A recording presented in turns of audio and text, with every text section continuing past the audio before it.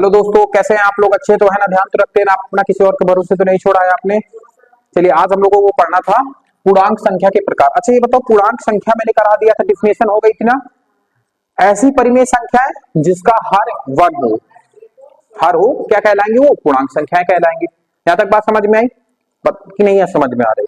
या क्यू बराबर वन हो, जो भी आप कहना चाहो। आज हम पढ़ेंगे पूर्णांक पूर्णांक संख्या के प्रकार या पूर्णांक के प्रकार, जो भी। तो पूर्णांक मैंने कितने प्रकार के बताए थे? सबसे पहले तो वो रिवीजन कर लेते हैं फटाक से साइड में।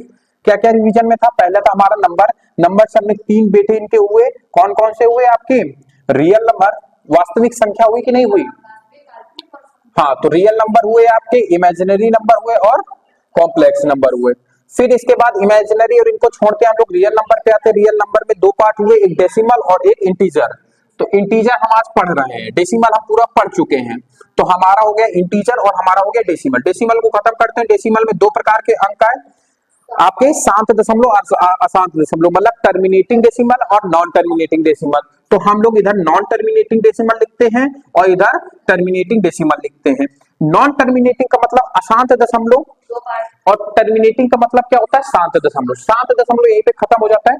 नॉन टर्मिनेटिंग दो प्रकार के होते हैं, रिपीटिंग नॉन टर्मिनेटिंग डेसिमल, मतलब R N decimal, repeating non terminating decimal.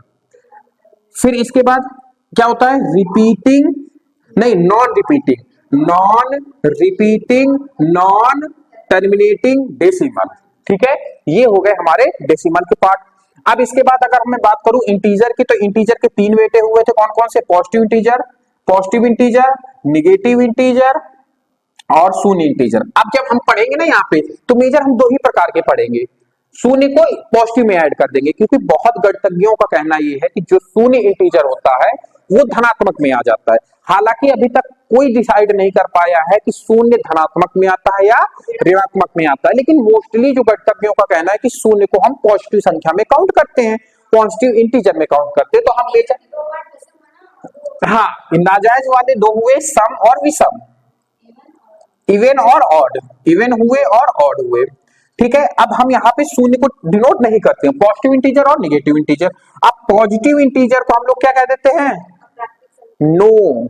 जब हमने शून्य को आ गया कर तो पूर्ण हो गया, यहाँ पे कौन सा हो गया? पूर्ण, होल नंबर हो गया।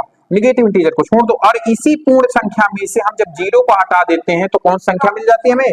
एक से लेकर धनात्मक इंटीजर तक हमें क्या मिल जाती है?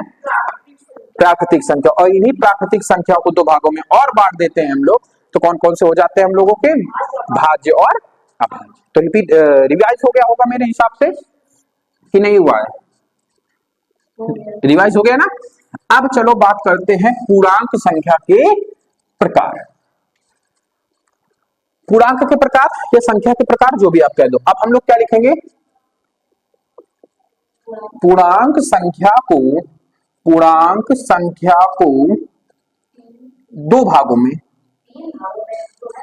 चलो अच्छा भैया, तीन भागों में बांटते हैं। तीन भागों में बांटा गया है। ठीक है, पहला कौन सा था हमारा? धनात्मक इंटीजर, धनात्मक पूर्णांक, पॉजिटिव इंटीजर। दूसरा है हमारा ऋणात्मक पूर्णांक। ठीक है, और तीसरा है हमारा शून्य पूर्णांक। शून्य पूर्णांक। क्या यहां तक बात आपको नहीं समझ में? आई होप मेरे हिसाब से यहां तक आपको बात समझ में आ गई होगी। अब सबसे पहले हम लोग पढ़ेंगे धनात्मक पूर्णांक को। ठीक है, या फिर सीधी सिंपल सी बात आप ये मान लो कि धनात्मक पूर्णांक और शून्य पूर्णांक को पढ़ेंगे। या फिर यहां तक आपको कुछ भी नहीं समझ में आ रहा तो हेडिंग डालो पूर्ण संख्या। पूर्ण संख्या, जिसको हम लोग होल नंबर कहते हैं। इंग्लिश में क्या कहते हैं? होल नंबर क्या कहते हैं। अब ये क्या होते हैं? जब हम धनात्मक इंटीजर और शून्य इंटीजर को आपस में मिला देते हैं तो हमें किस प्रकार की संख्याओं का ग्रुप मिल जाता है? पूर्ण संख्याओं का ग्रुप मिल जाता है। तो इसका मतलब ये नहीं है कि आपको इसकी परिभाषा याद होनी चाहिए, आपको ये पता होना चाहिए कि पूर्णांक संख्याएं कहां से कहां तक होती हैं। तो पूर्णांक नहीं, पूर्ण संख्या है। तो आप क्या अगर मैं आपसे पूछूं कि पूर्ण संख्याएं क्या होती हैं, तो आप क्या कहोगे भैया, 0 से लेके 1 तक जितने पूर्णांक होते हैं वो सारे आपके क्या कहलाते हैं, 0 से लेके प्लस इनफाइनाइट तक, धनात्मक इनफाइनाइट तक जितने भी पूर्णांक नंबर होते हैं, कौन सा नंबर, पूर्णांक नंबर, इंटीजर नंबर होने चाहिए। आप डेसिमल को नहीं काउंट करेंगे, ये बात हमेशा याद रखना, क्योंकि पॉजिटिव में बीच बीच में डेसिमल भी होते हैं, दशमलव संख्याएं भी होती है। मैंने आपको कई बार बताया, 1 और 2 के बीच में अनंत संख्याएं हो सकती हैं, अनंत दशमलव संख्याएं हो सकती हैं। ठीक है, तो बात समझ में आई आपको। तो आप परिभाषा में क्या लिखोगे पूर्ण संख्या की, क्या लिखोगे आप लोग, जब हम धनात्मक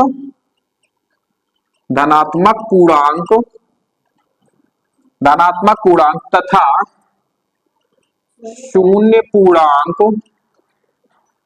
को आपस में मिलाते हैं तो हमें पूर्ण संख्या प्राप्त होती है, तो हमें पूर्ण संख्या प्राप्त होती है, पूर्ण संख्या प्राप्त होती। बात समझ में आई कि नहीं आई आपको, पक्का। तो यहाँ पे ग्रुप ऑफ नंबर्स का क्या हो जाएगा, तो आप जो मैं अब लिखने जा रहा हूं इनको आपको याद रखना, 0 1 2 3 4 5 6 dot dot dot dot plus के इनफाइनाइट तक। ठीक है, प्लस के इनफाइनाइट तक, समझ में आ रहा है कि नहीं आ रहा है, प्लस के इनफाइनाइट तक। अब हम पढ़ेंगे नेक्स्ट प्राकृतिक संख्या पढ़ेंगे। अब अच्छा, प्राकृतिक संख्या क्या होती है ये बताओ। तो ये जो धनात्मक पूर्णांक आपने लिखा है ना, ये इन्हीं का दूसरा नाम क्या है हमारा, प्राकृतिक संख्या। इन्हीं का पूरा दूसरा नाम क्या है, प्राकृतिक संख्या। बात समझ में आ रही है कि नहीं आ रही है, मतलब धनात्मक पूर्णांक कहां से चालू हुए थे, 1 से लेके प्लस इनफाइनाइट तक। तो जैसे आपसे कोई पूछे कि पूर्ण संख्या और प्राकृतिक संख्या में अंतर क्या है, तो आपको कुछ नहीं कहना है। धनात्मक पूर्णांक में जब हम 0 को मिला देते हैं तो कौन सी संख्या प्राप्त हो जाती है हम लोगों को, पूर्ण संख्या प्राप्त हो जाती है। देखो 0 आ गया। जब हम धनात्मक पूर्णांक में 0 को हटा देते हैं तो जो संख्या प्राप्त होती है हमें क्या कहलाते हैं हम लोग, प्राकृतिक संख्या कहलाते हैं। ठीक है, तो आप यहां पे क्या लिखेंगे, धनात्मक पूर्णांक संख्या को प्राकृतिक संख्या कहते हैं। ठीक है, बात समझ में आई कि नहीं आई आपको। तो आप एग्जाम्पल नहीं, ये संख्याएं लिख रहे हैं, संख्याएं कहां से चालू होंगी, 1 2 3 4 5 6 dot dot dot dot plus के इनफाइनाइट। देखो ये जो दो चीजें मैंने लिखवाई हैं ये मोस्ट इंपॉर्टेंट हैं, मोस्ट और मोस्ट। मैं बार बार आपसे कह रहा हूं ये दोनों संख्या सबसे ज्यादा इंपॉर्टेंट प्राकृतिक संख्या है, तो इनको आप लोग बहुत दिमाग से याद करिएगा कि पूर्णांक और पूर्ण और प्राकृतिक संख्या में हमेशा बच्चे कंफ्यूज होते हैं। तो कंफ्यूजन की कोई नीड ही नहीं होनी चाहिए। जब हम धनात्मक पूर्णांक संख्या में 0 को ऐड कर लेते हैं तो जो भी नंबर ऑफ ग्रुप मिलता है हमें, ये नंबर ऑफ ग्रुप है, ठीक है, तो उसे हम लोग क्या कह देते हैं, पूर्ण संख्या। जब धनात्मक पूर्णांक में 0 को हटा देते हैं तो क्या कहलाती है हमारी, प्राकृतिक संख्या। ठीक है, तो ये हो गया आपका पूर्णांक संख्या का सिस्टम। अब इसके बाद हम प्राकृतिक संख्या में भाज्य और अभाज्य पढ़ेंगे नेक्स्ट स्लाइड में। फिर इसके बाद हम क्या कर देंगे, इस क्लास को एंड कर देंगे और आपके जो ये नंबर सिस्टम होते हैं यहीं से क्या हो जाएंगे, आपके खत्म हो जाएंगे। फिर सीधा हम लोग विभाजन के नियम आएंगे, विभाजन के नियम को पढ़ेंगे और इसके बाद फिर हम सीधा अपनी कक्षा 10 की मैथ में आ जाएंगे। ठीक है, तो इसको नोट कर लो, फिर जल्दी से भाज्य और अभाज्य पढ़ा के इसको खत्म कर देते हैं। नोट कर लो जल्दी से। चलिए दोस्तों, अब हम बात करते हैं प्राकृतिक संख्या के प्रकार। प्राकृतिक, इंग्लिश में प्राकृतिक संख्या को हम लोग क्या कहते हैं इंग्लिश में, नेचुरल नंबर। क्या बोलते हैं, नेचुरल नंबर। ठीक है, प्राकृतिक संख्या के प्रकार। चलिए, तो प्राकृतिक संख्या के प्रकार कौन कौन से हमने बताए थे? भाज्य संख्या और अभाज्य संख्या। ठीक है, तो पहला है हमारे क्या लिखेंगे? प्राकृतिक संख्या को दो भागों में बांटा गया है। प्राकृतिक संख्या को दो भागों में बांटा गया है, दो भागों में बांटा गया है। अब समझना, सुनो मेरी बात। हम लोग क्या करते हैं, क्योंकि इस स्लाइड में ज्यादा मटेरियल लगेगा, इसमें बहुत कुछ समझाना है, ठीक है, तो इसको दो भागों में बांट लेते हैं। पहला हमारा कौन सा है प्राकृतिक संख्या का प्रकार? भाज्य संख्या। कौन सी है? भाज्य संख्या, जिसको इंग्लिश हम लोग क्या कहते हैं? प्राइम फैक्टर, मतलब प्राइम नंबर। और दूसरा क्या है हमारा? अभाज्य संख्या। अब मेरी बात समझो, भाज्य संख्याएं क्या होती हैं और अभाज्य संख्या क्या होती है? मुझे क्या कोई वन लाइन में बता सकता है? आपने बचपन से ये परिभाषा सुनी होगी, भाज्य संख्या और अभाज्य संख्या। हाँ हाँ हाँ, तो भाज्य संख्याएं क्या होती हैं? सुनो मेरी बात, अब देखो भाज्य संख्या की परिभाषा लिख रहे हैं। भाज्य संख्या, देखो क्या लिखेंगे हम लोग? ऐसी संख्या, ऐसी संख्या जो वन तथा खुद खुद के अलावा के किसी अन्य संख्या से कट जाए, किसी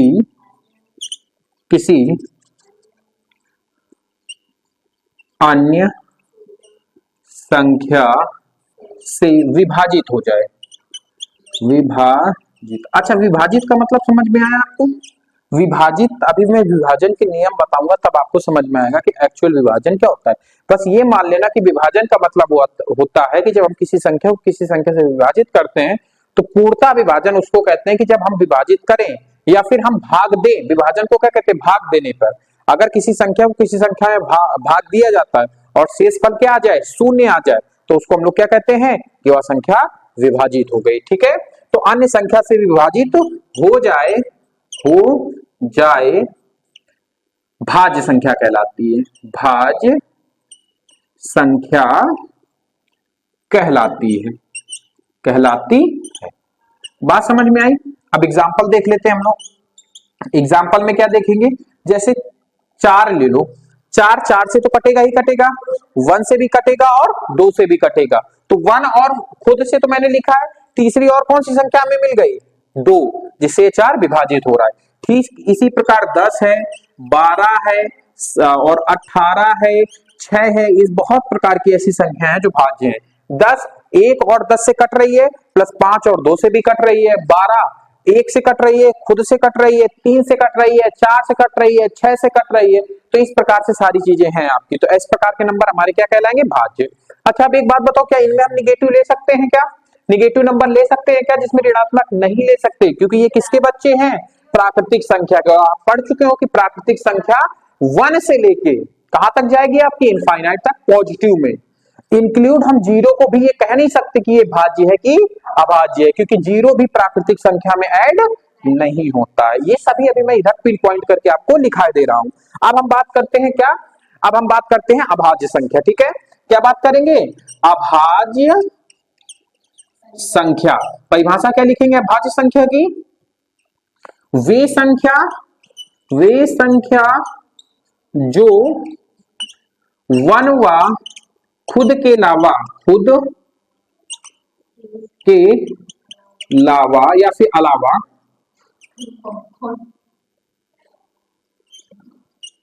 किसी अन्य संख्या से विभाजित नहीं होती हैं। किसी अन्य संख्या से विभाजित ना हो अभाज्य संख्या कहलाती हैं। अभाज्य संख्या कहलाती है। बात समझ में आ रही है? एग्जाम्पल में हम कौन कौन संख्या लिखेंगे? जैसे 1 है, 1 से कटेगी, खुद से कटेगी, इसके बाद वो किसी से नहीं कटेगी। 1 3 से कटेगा क्या? नहीं कटेगा। 2 2 2 2 2 भी नहीं कटेगा आपका, 3 भी नहीं कटेगा, 5 भी नहीं कटेगा, 7 भी नहीं कटेगा, 11 13, ये किस प्रकार की संख्या है? सारी अभाज्य संख्याएं हैं। कौन कैसी संख्या है? सारी अभाज्य संख्याएं है। ठीक है, बात समझ में आ रही है कि नहीं आ रही है? सारी कैसी संख्याएं हैं? अभाज्य संख्याएं हैं। अब आते हैं नोट करके लिखो जो इंपॉर्टेंट है पार्ट। अभी तो सिर्फ यही लिखवा रहे थे आपकी जानकारी के लिए। अब देखो बहुत अच्छी अच्छी चीजें हम आपको लिखवाते हैं। पहले, भाज्य और अभाज्य कभी भी ऋणात्मक नहीं हो सकती, तो पहला पॉइंट तो यही लिखेंगे हम लोग। क्या लिखेंगे? ऋणात्मक संख्या कभी भी भाज्य व अभाज्य नहीं हो सकती। भाज्य कौमा अभाज्य नहीं हो सकती, नहीं हो सकती है। बात समझ में आई? मतलब अगर मैं आपसे पूछूं कि -1 भाज्य संख्या या भाज्य संख्या है, तो आप क्या कहोगे? ना तो ये भाज्य संख्या है, ना तो अभाज्य संख्या है, हम इसको डिस्क्राइब नहीं कर सकते, हम इसको बता नहीं सकते हैं। ठीक है। दूसरा, क्या 0 भाज्य है या अभाज्य है? क्या इसको भी बता सकते हैं क्या? नहीं, क्योंकि 0 प्राकृतिक संख्याओं में नहीं आता है। इसका मतलब 0 को भी डिफाइंड नहीं कर सकते हैं। तो क्या लिखेंगे? 0 या फिर शून्य। शून्य की बात, उसको सिंबल बना लो। ना तो भाज्य संख्या है, ना तो भाज्य संख्या है और ना ही अभाज्य है, और ना ही अभाज्य संख्या है। अभाज्य संख्या, क्या यहां तक बात आपको समझ में आई? तीसरा पॉइंट, सबसे छोटी अभाज्य संख्या, क्योंकि भाज्य में सवाल नहीं बनते, कहां पे बनते हैं? अभाज्य संख्या में। तो सबसे छोटी अभाज्य संख्या कौन सी मैंने लिखी है यहाँ पे? 1। तो क्या लिखोगे? सबसे छोटी अभाज्य संख्या, सबसे छोटी अभाज्य संख्या, क्या लिखोगे डैश करके? 1 है। सबसे छोटी अभाज्य संख्या क्या है? 1 है या 1 है, कुछ भी कह दो आप। तीसरा पॉइंट, सबसे छोटी सम अभाज्य संख्या कौन सी है? देखो 2 1 इकलौता ऐसा नंबर है जो सम है और अभाज्य। इसके बाद आपको कोई ऐसा नंबर नहीं मिलेगा जो सम के साथ साथ अभाज्य हो। कोई मिले तो मुझे बता देना, नहीं मिलेगा। तो इससे बहुत इंपॉर्टेंट क्वेश्चन ये बन जाता है कि सबसे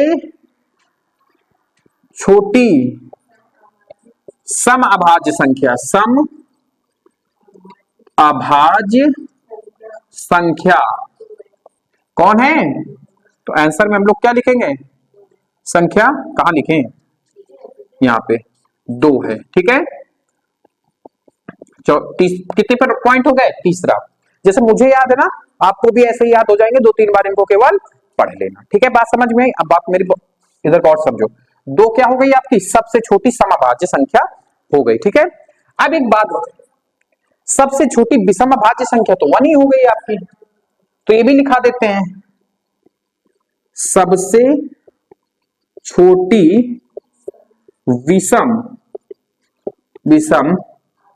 अभाज्य संख्या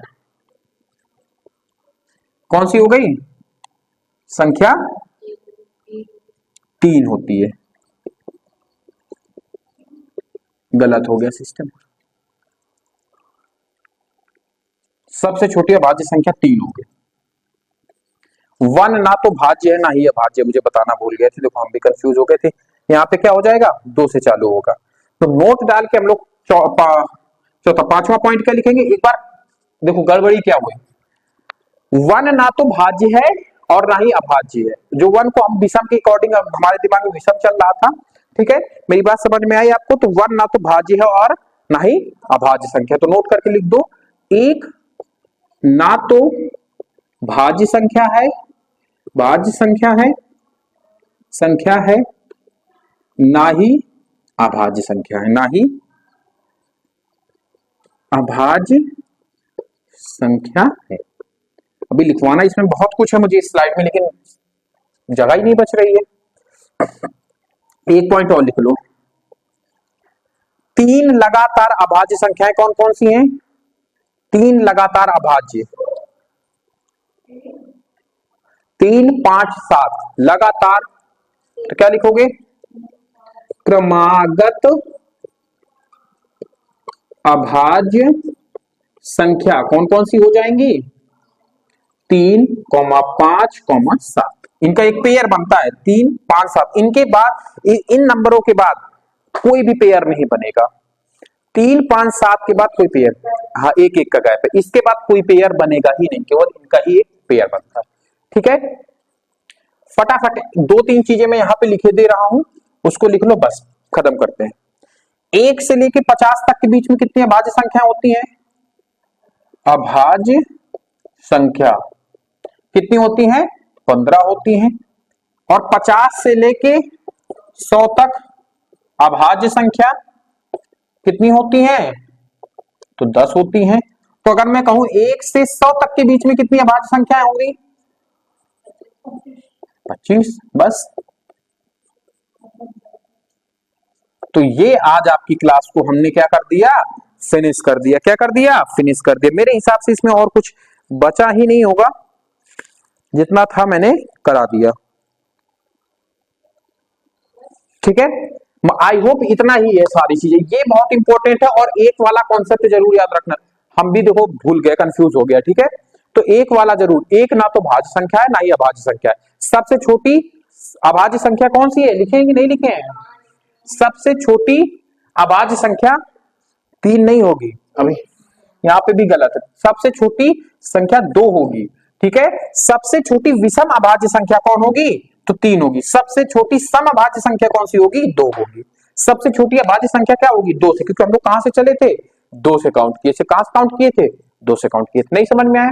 सबसे छोटी 2 है, सबसे छोटी सम संख्या भी 2 है, सबसे छोटी विषम संख्या कौन सी हो जाएगी? 4 हो जाएगी, 3 हो जाएगी, सॉरी। अरे हमारा दिमाग सही है नहीं लग रहा। क्या हो जाएगी?